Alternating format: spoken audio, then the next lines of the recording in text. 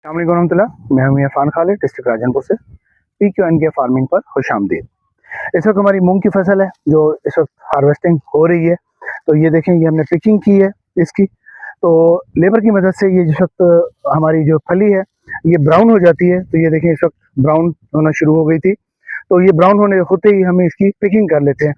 पहले हमारा इरादा यही था कि हम इसकी सिंगल पिक करेंगे, कि भाई एक ही दफ़ा हार्वेस्ट करेंगे। लेकिन फिर हमने देखा कि भाई मुसलसल ये आगे ग्रोथ कर रही है और मुसलसल ये सब्ज फली जो है ना वो बनाती रहेगी।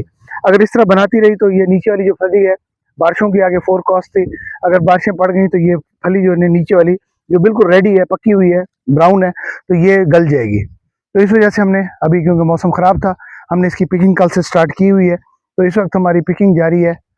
उम्मीद काफ़ी है कि भाई आज के दिन में ये पिकिंग सारी कंप्लीट हो जाएगी। ये पिक करके लेबर यहाँ पे आके डाल देती है। तो अभी इसको 2 दिन हवा लगेगी, धूप लगेगी, और उसके बाद जो है ना हम इसको इसके अंदर से ये दाना निकाल लेंगे। तो अगली जो क्रॉप है, यानी कि आखिरी जो यानी कि बची हुई है पीछे, वो एकदम से हार्वेस्ट होगी, यानी कि वो नीचे से ही काट ली जाएगी और उसको थ्रेशर की मदद से हार्वेस्ट किया जाएगा। तो देखते हैं क्या इसके अंदर नताइज आते हैं, क्या रिजल्ट्स आते हैं। तो इसके अंदर इंटरक्रॉपिंग थी मुख्तलिफ क्रॉप्स की, इसके अंदर मूंगी, और ये देखें मूंग का माशाल्लाह दाने का साइज़ देखें। तो ये मूंग के दाने का साइज़ है, दाने का साइज़ भी माशाल्लाह अच्छा है। और बाकी देखते हैं इंशाल्लाह कि पैदावार क्या आती है, ये तो वक्त ही बताएगा, टाइम के साथ साथ पता चलेगा।